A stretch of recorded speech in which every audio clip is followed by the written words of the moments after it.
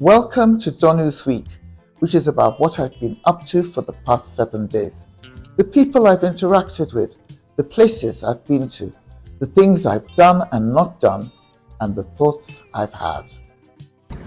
Hello everyone, welcome to Donu's Week, in which I tell you what's been happening in Donu's world for the past 7 days. Now, this is a rather unusual setting for me because I'm actually in an Uber in London that's being driven by a charming young Ethiopian called Abdul Rahman, who's actually kind of like holding the phone for me to help me, do the filming more easily through the camera on my phone. Okay, so I'm going to keep this week's session quite short because it's an awkward situation to be in with someone else having to hold the phone for you, but it's really kind of him. So Abdul Rahman, thank you very much. So let us start with a quick health update. I discovered that the reason why I was having breathing problems, which I haven't really talked to you about in the past, wasn't just because I have fat, but because I have damaged lungs caused by years of smoking. Now, I knew my lungs were damaged, but I didn't realize quite how damaged they were.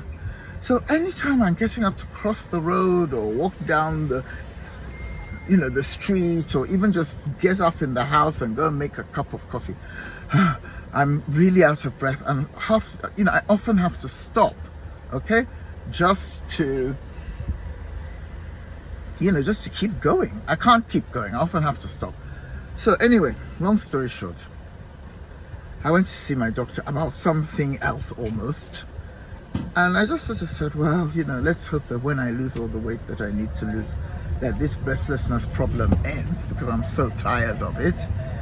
And the doctor says, but it's got nothing to do with you being fat. I mean, obviously people who are overweight do get out of breath because they are carrying so much excess weight around with them. But if you are going through the kind of breathlessness that means that basically getting up and walking across the room or walking across the road is a problem, that isn't to do with your fatness, it's to do with your lungs. So long story short, I'm given a new medication that I've been taking for a few days, and I cannot tell you the difference it has made. Now I'm just breathing, I'm out of breath like a normal person who is overweight and needs to get fit by jogging or walking or swimming or going to the gym and using the cycle or one of the cardio machines. I don't suffer from the kind of breathlessness where just even normal walking, even at a slow pace, is like torture. The moral of the story is, when there's something wrong with you, don't behave like you think you're a doctor and you know it all, okay? Tell a medical person, a nurse or a doctor, how you're feeling. Don't keep it to yourself and assume you know what is wrong with you, or that you can cure it by losing weight or taking supplements or over-the-counter remedies. Talk to an expert. And honestly, my life has been transformed by this simple act of humility, going to an expert and getting the necessary information or diagnosis. So I think subconsciously I probably suspected there was something wrong with my lungs, and I didn't want to be told that I had such a chronic lung problem that I wanted to believe that I had something that could be cured, that wasn't so serious, something that could be cured by a simple act of weight loss. Well, it turns out to be more serious than that. But the medication I've been given has really, really helped me. So I hope all of you who are sitting at home with symptoms of one type or another, afraid to go to the doctor, afraid to say it, or just thinking you know it all and you know what's wrong with you, and then start taking vitamins or whatever by yourself without any real knowledge of what's going on inside your body. Stop. I'm not saying we should all be hypochondriacs who are in and out of the doctor's surgery all the time, but please, if there's anything wrong, it may even seem a small thing. Like there was a woman I read about who had some mole on her, shoulder, and she just thought it was a boil, and it turned out to be skin cancer. So, yeah, we don't want to be hypochondriacs, but we also need to stop self-diagnosing, and that's my advice for today on health. Okay, so other happenings in my world, other than my advice about health, is that last weekend here in London, there was a big rally organized by white racists. They called it Unite the Kingdom, and it was about basically telling black and brown people that they're not welcome here in the United Kingdom. And obviously that kind of unpleasantness is extremely disheartening for those of us who do not look like the people who want us out. And basically the thing that really shocks me about them is that for centuries or decades, the British moved around the world, conquering other people's countries, taking their resources, Africa, Asia, India. And now some of the people from those countries that made Britain rich are here trying to earn a humble living as taxi drivers, hospital workers, all sorts of different jobs. And they're not welcome. And they're always been demonized, and we're always hearing about how they're all criminals or rapists or whatever, which is complete bullshit. One Libyan guy or whatever may assault an English girl, and suddenly it's like every single brown man or black man is a rapist. I really am so tired of bigoted people. And I think the killing of Charlie Kirk, the far-right American activist, which also happened in recent days, has made the atmosphere even more hostile. And well, it's very unfortunate really, because the world would be a better place if everybody could just get along and stop profiling people from other races in a negative way. Okay? And another thing that the white racists in the United Kingdom and all over the world, especially the United States, should please try and remember is that apart from the fact that you've collected so much from our own countries, you've benefited so much from our own countries, so there's nothing wrong with us coming here to get education or jobs or whatever. And the funniest thing is that if they had their way, all the hospitals in the United Kingdom would collapse. I mean, honestly, I go to British hospitals quite often to see people, or even to have procedures of my own, like x-rays. And most of the people who are there running around doing a hard day's work, often working at night late and helping, are foreigners. I can't remember the last time I entered an Uber in London and it was a white English person or white Welsh person or white Scottish person or white Northern Irish person driving the car. Okay?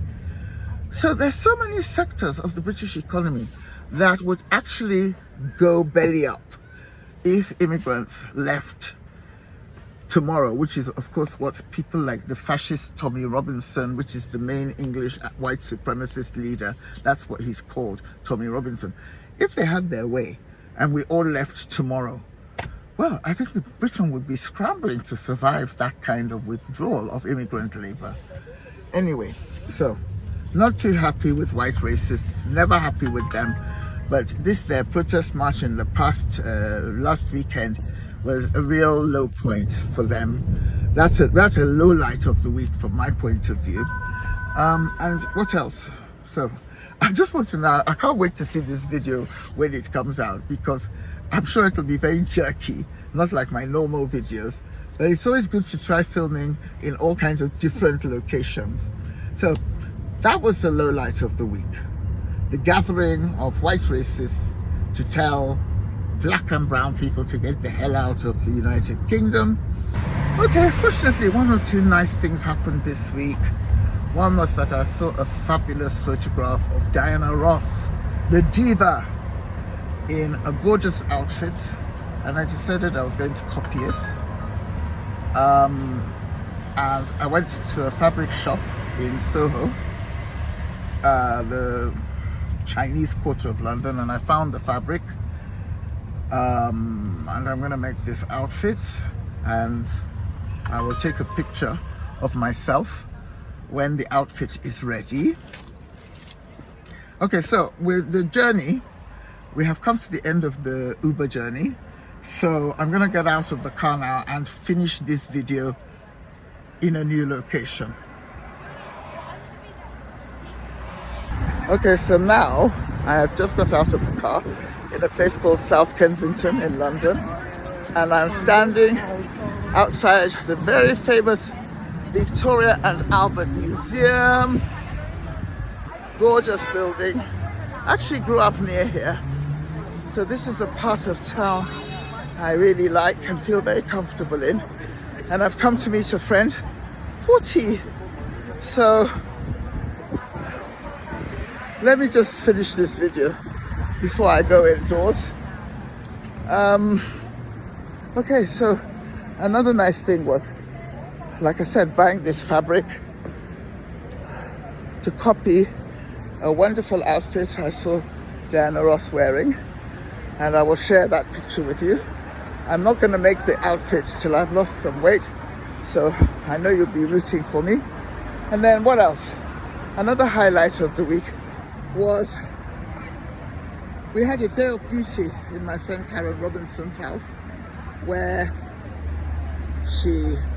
other various friends who are good at things, like Mandy, who's good at doing makeup, were recruited to give us all little sessions. And there's Ginny, who's good at massage, and so I had a massage and I had a makeover, and it was just a great girls' afternoon where,